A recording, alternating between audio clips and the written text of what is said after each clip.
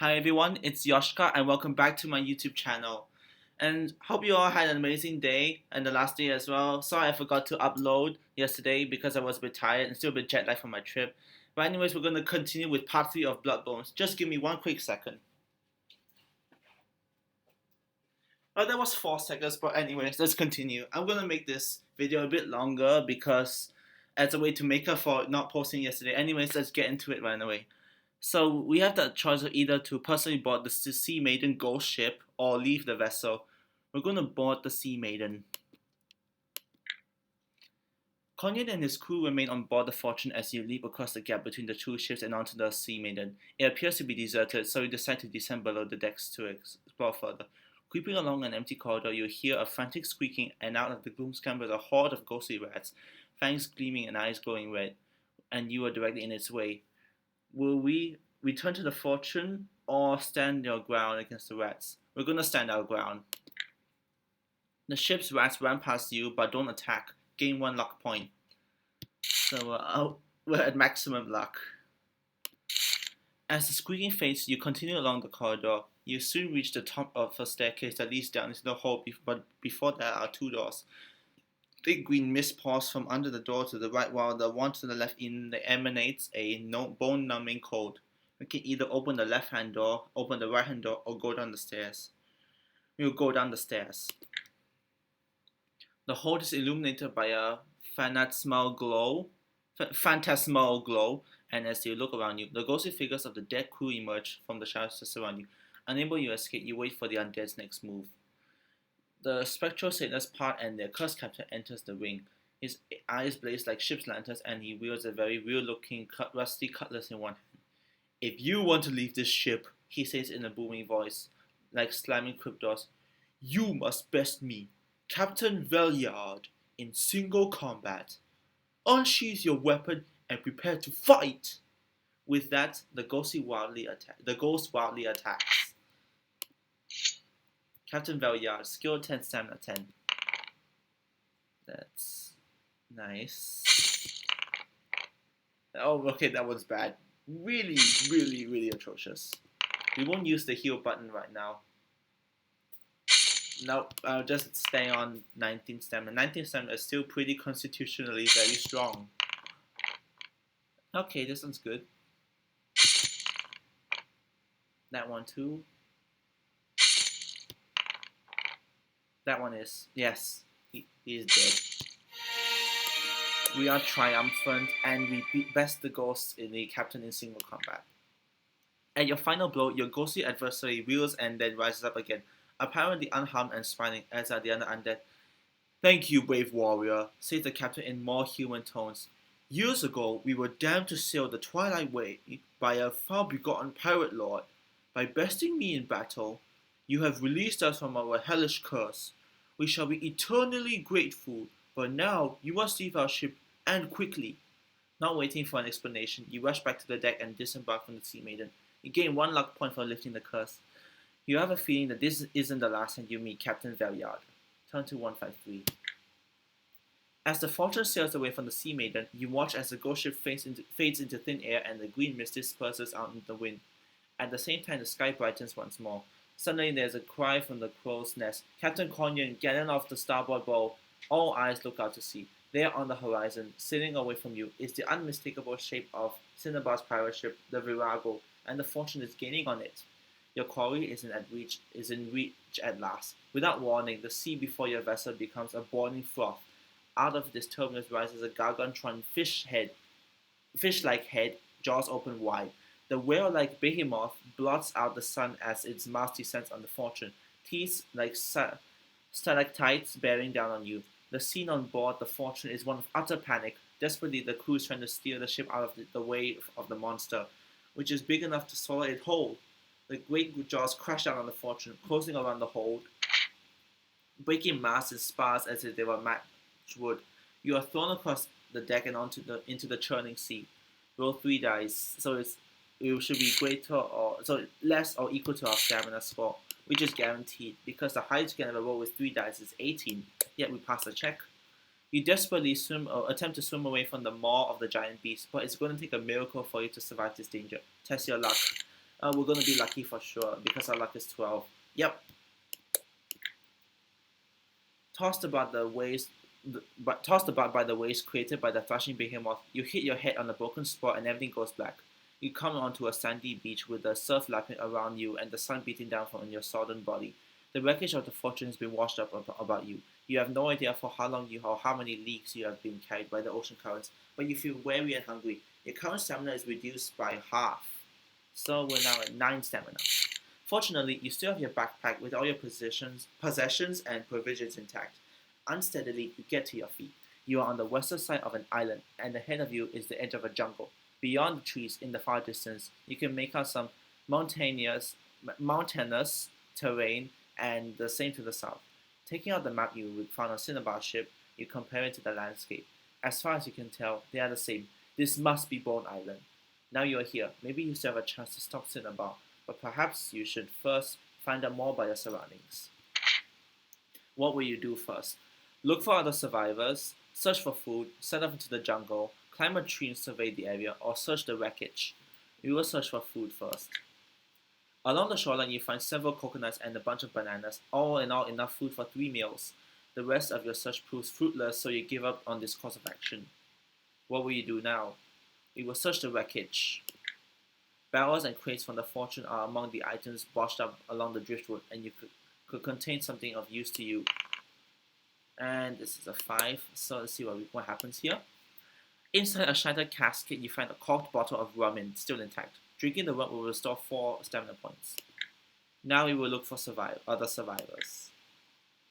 There is no sign of another human soul having been washed up on the island, so sadly, you assume that you were the only survivor of the behemoth's attack. Even the famed bounty hunter, Kunyan, is gone. Mourning the loss of the fortune, you continue to wander south along the shoreline. Rounding a sandy promontory, you are surprised by what you see before you. 10 meters away, a primitive human-like creature with strongly muscled arms and covered in red hair is tearing open some of the crates washed up from the wreck. The creature looks up, hearing you approach, and growls. Will you prepare to defend yourself, make a run for into the jungle, try to communicate with the creature, or offer the primitive something? We're going to communicate with the creature. Saying your own name, you try to prompt a response from the primitive. Balanek wants food, grunts the creature. We can either offer Balanek something, attack it, or flee into the jungle. We're going to offer him something. Attacking him is probably the dumbest thing I'll ever do. I would offer him something. What sort of sustenance do you wish to offer the ape man? Some food, a flask of grog, or a bottle of rum? We're going to offer him a bottle of rum. The primitive grabs the container and gulps down its contents. A smile slowly curls its lips and the creature addresses you. Thank you, it mutters. It is good wine. Master had good wine, magical wine. Made Balanek see strange things and feel dizzy. Balanek take you to Master's cell. You come? We can either go with the primitive or set off alone to the jungle. We're going to go with Balanek. As he leads you there through the trees, Balanek tells you about his master. Apparently, he was a wizard named Erasmus who lived in a secluded cell on the island. Originally, the wizard came from a place called Halak in Alancia, but he left the city to escape from the hustle and bustle of daily life. You soon come to a small stone building in a clearing in the jungle, partially submerged in the earth. Inside the place is in a state of sorry, let me do that again. Inside, the place is in a state of disrepair, and there is no sign of Erasmus. You ask Balanek where his master is, and are surprised and confused by his reply. Master dead, killed by voodoo man from Skullface in the mountains. Balanek not go there. Loping over to a straw-filled wooden box, Balanek says, magical wine here. Master had magic books too, and he points to a desk in one corner of the room. On it lie 2 weighty tomes, which is no word for books, one entitled The Mythica and the other The Arachnum. There might well be something here that could help you in your quest. Which of these items would you like to examine? We're going to examine the potions first. The box contains several empty bottles, no doubt drunk by Bananak. However, there are 2 with their seals still intact that are labeled. Do you want to drink the essence of expertise, the infusion, or the infusion of faith? Or the infusion of fate. Or we could study Mythica, read Arachnum, or leave the cell. We're going to drink the essence of expertise. Gulping down the sweet liquor, you begin to feel more dexterous and clear-headed. You've drunk a potion of skill. Your skill score is restored to its initial level. It is already at initial level. Now let's drink the infusion of fate. Drinking the infusion of fate has the same effect as downing a potion of fortune. Your initial luck increases by 1 and your luck points are fully restored. Now we're at 13 now. But before that, I noticed that our stamina is on 9. Let's eat some provisions. Each portion of provisions increases our stamina by 4. Now we use 1, 2, and 3. Now we're up to 21. Let's go. Now we can see what I'm going to do next. Let's study Mythica. The Well-Thumbed Tome is actually a book of myths and legends. Flicking through it, your eye is caught by one page in particular, which has the name Keskari written at the top. You read with interest about the evil voodoo spirit and find a section describing words used to protect against Keskari's power. The text refers to a spirit jewel and a magical bone weapon rumored to be hidden in a cave system somewhere on the island. This tome has provided what may prove a useful morsel of information. Now, do you want to study Arachnum? Studying the Arachnum, it soon becomes apparent that it is Erasmus, the Wizard's Book of Spells. You find several charms which you think you may be able to learn. However, you only have time to learn one of the following lists. From the following list: Fortune's Favor, True Skill, Voodoo Vexor, or Insect Repellent.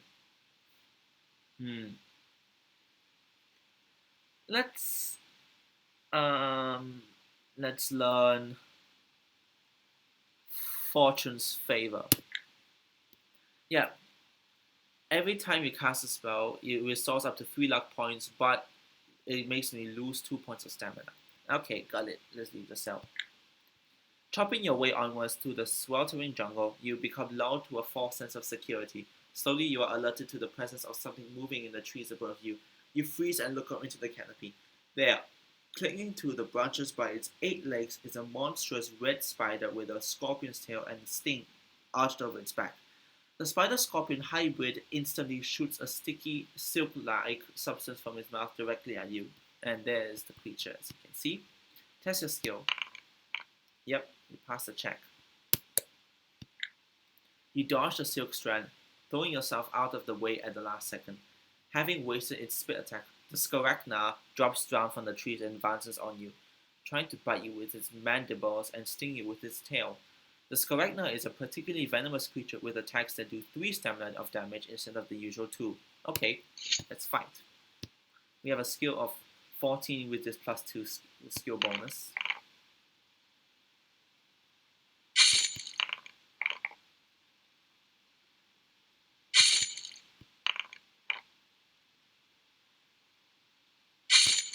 The combat has lasted long enough. Yet we reduce its stamina to 7 points or less, aka 6 points.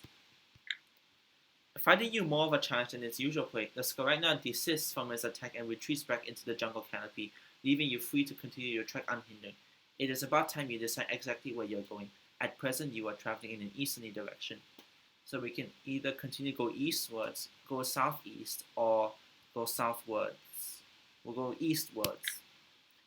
Yammering cries, the shriek of strange birds, and the chirping of insects fill the jungle with a constant cacophony. But what was that? Something else is close by. We rolled 9. Let's see what happens. As you are hacking your way through the dense undergrowth, or you unwittingly disturb the sensitive carpet of vines surrounding a vase-like trunk of a giant pitcher plant, a strong tendril suddenly whips out of the jungle, and you find yourself fighting for your life against the carnivorous plant. Tendril, skill 8, stamina 7.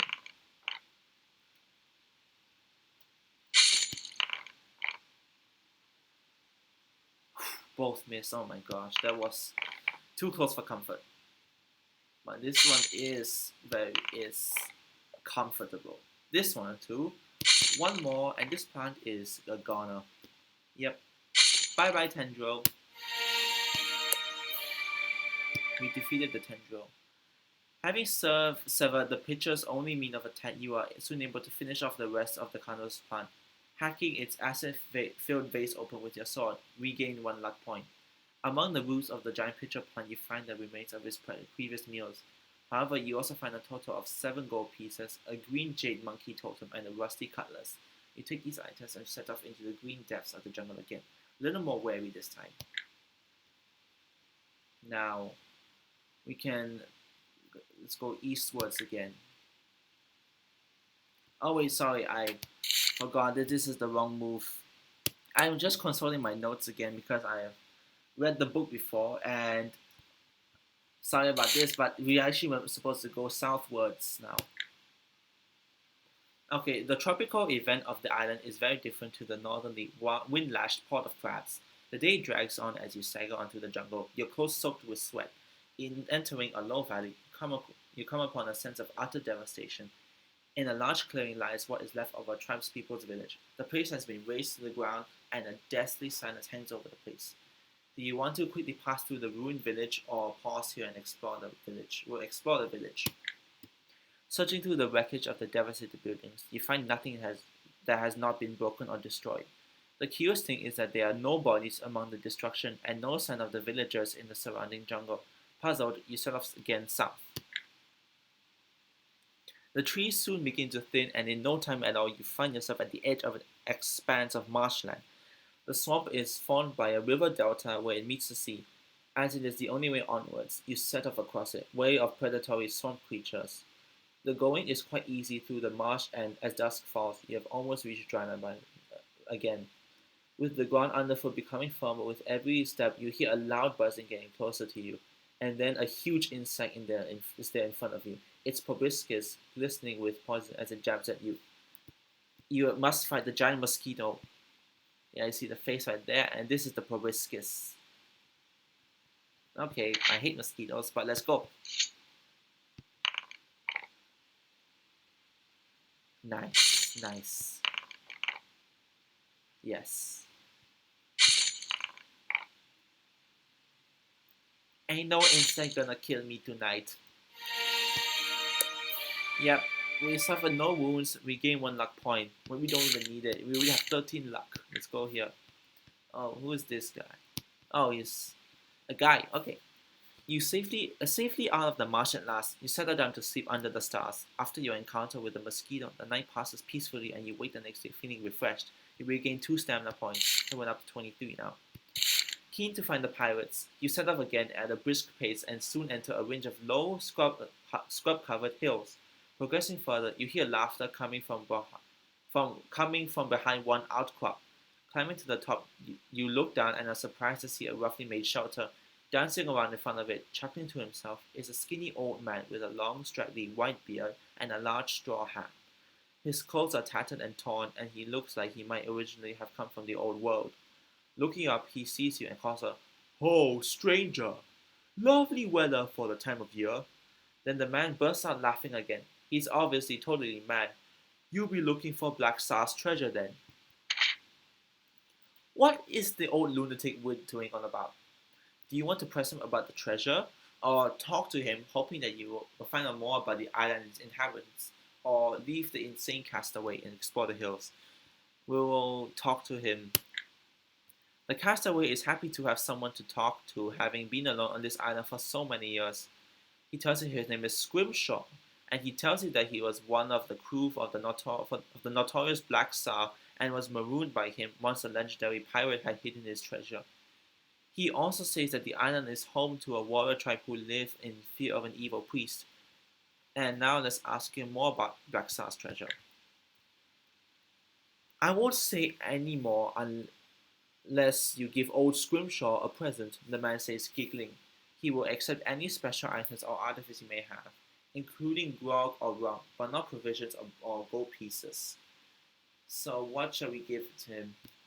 We'll give him the crocodile amulet. Ho ho! Yes, that'll do nicely, chuckles the castaway and proceeds to tell you that the treasure is hidden in a system of caves west of his camp. Mind you, Scrimshaw adds, Black Star's hoard is cursed. Those are pearls that were his eyes. Any thief who tries to steal it will get all they deserve. Don't say I didn't warn you.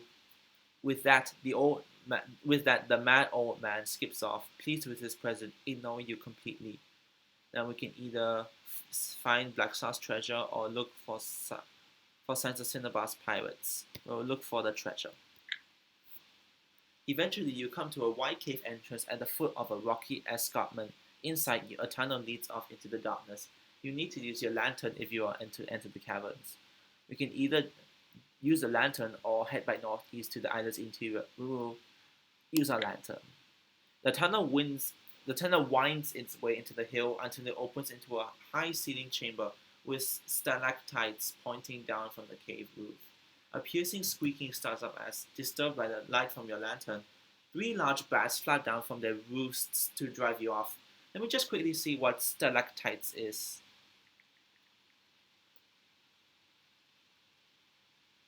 Okay, so stalactites is like, those something that looks like an icicle but is made of stone that hangs from the ceiling top. It's like spikes, but not really pointy. But yeah, that it's like a stone icicle. Okay, let's fight now. First vampire bat.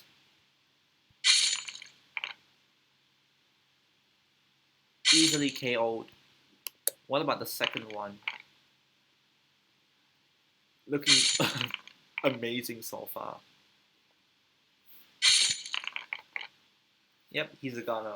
He's not gonna drink any of my blood for tea. How about you drink your own blood? Phenomenal. They're triumphant. We're not sucked dry. Your battle with the vampire bat seems to have damaged the inside of the cave. Some of the stalactites are swaying alarmingly as the dust of your battle settles. Test your luck. You have a luck of 13, and yep, easy. We're lucky. Leaving the bat's chamber, you continue along the tunnel. Suddenly, your lantern illuminates a horrifying scene.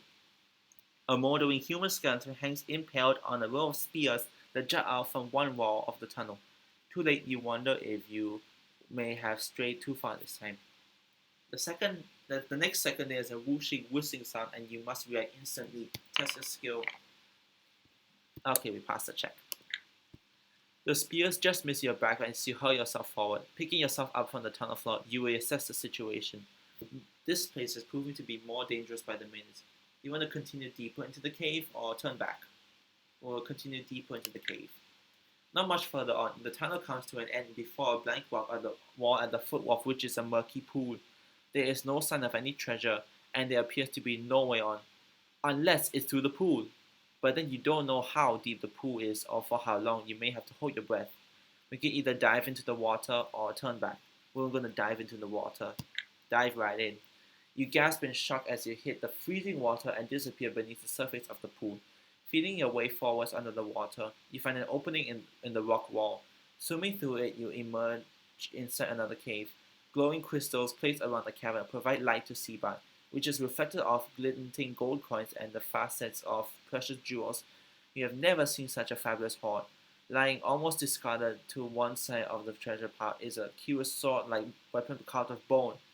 We can either look at the bone weapon, collect some of the gold and jewels, or leave Black Star's cursed treasure untouched.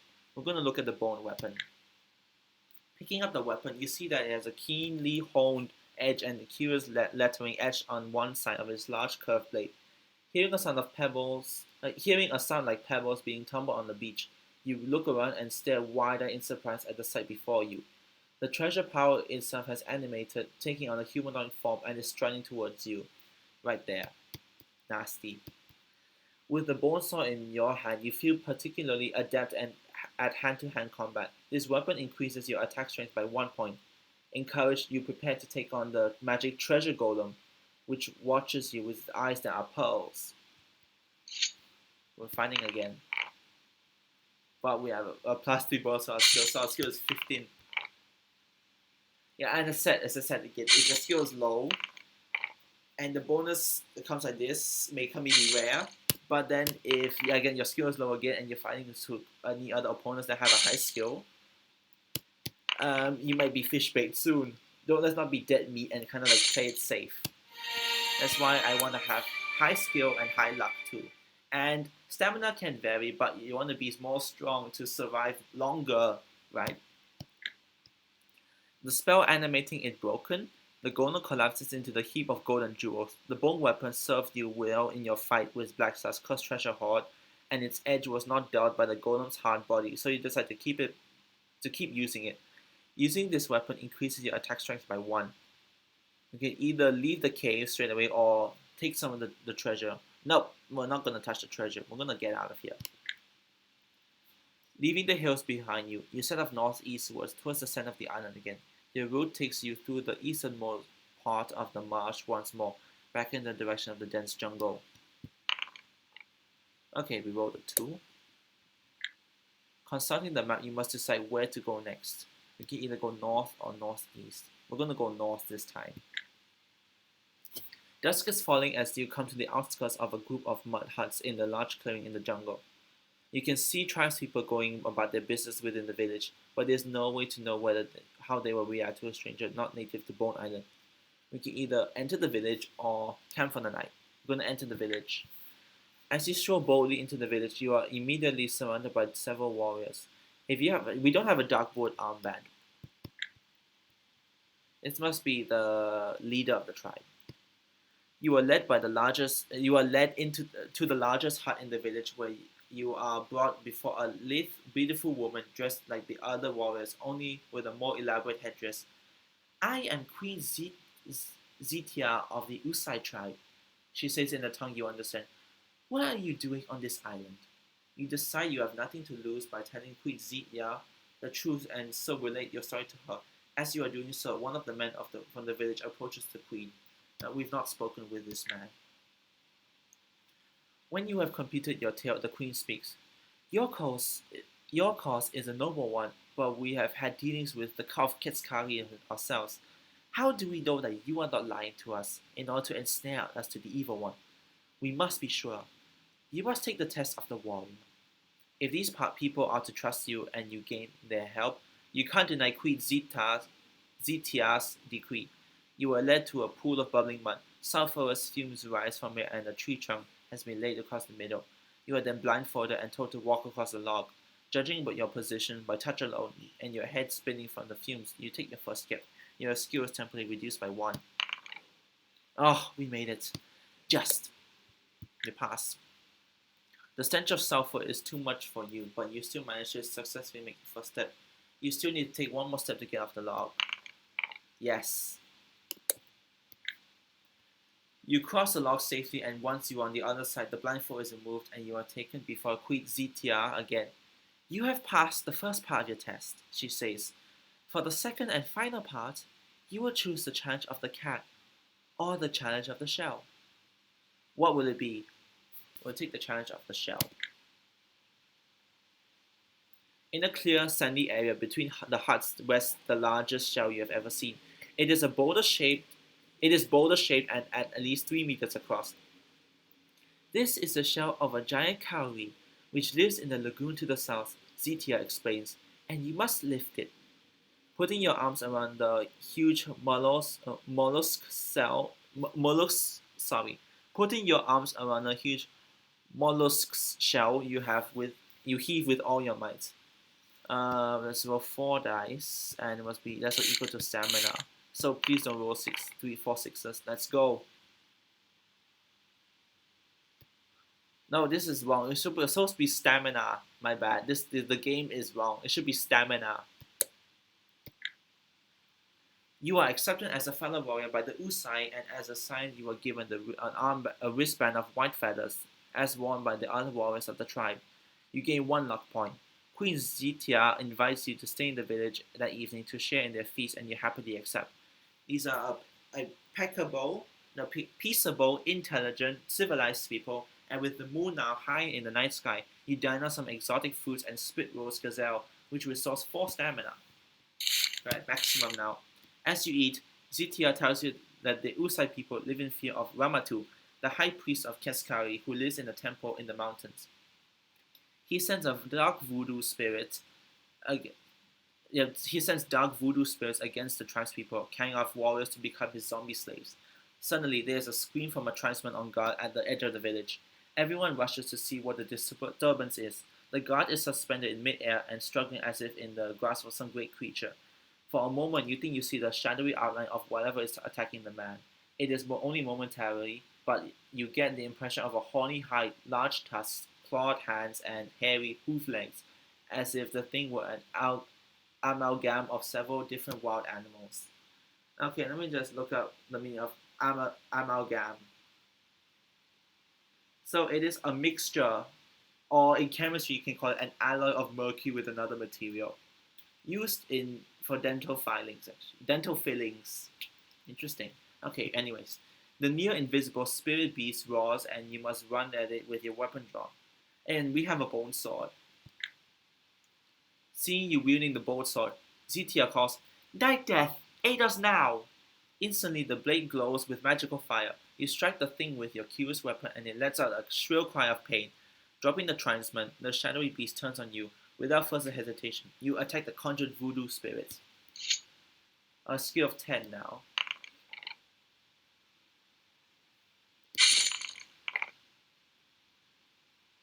Steady on, that's 2 consecutive hits.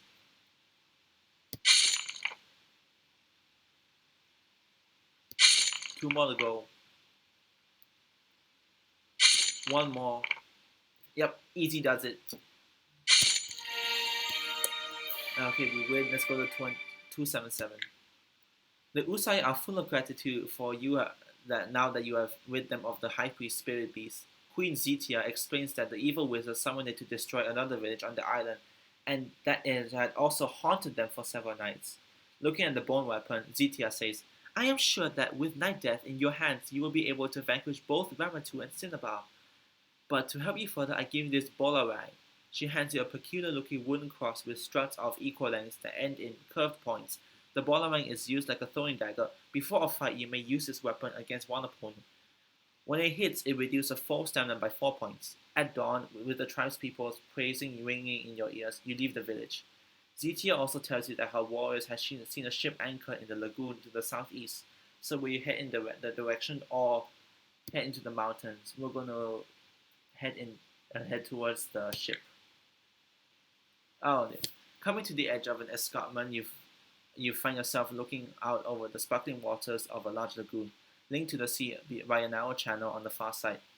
And sure enough, at anchor in the bay is the virago itself, flying the skull and crossbones. That is on the pirates. You know, the skull and then the two swords. I only know now that they're called crossbones. I thought they were like cutlasses or just swords, but now they're crossbones. Hearing a noise behind you, you look around to see 4 scurvy-looking characters advancing on you, weapons at ready. "You will not be getting away this time," sneers one of them, and the pirates charge at you. And we will continue this next time on Bloodbones as we head into part 4, where we will start by fighting these 4 pirates. And we're sorry again for the late post, and you'll be expecting to see a new one either tomorrow. Yeah, it will definitely be tomorrow, mark my words. Sorry if this one is a bit longer, but it's just a way to make up for it. So I've reached about 33 minutes, so I'll sign off by saying thank you for watching. Have a great day ahead, and do sure to leave a like and subscribe for more content coming your way. Have a great evening, everyone. Take care. See you in the next video, and goodbye for now.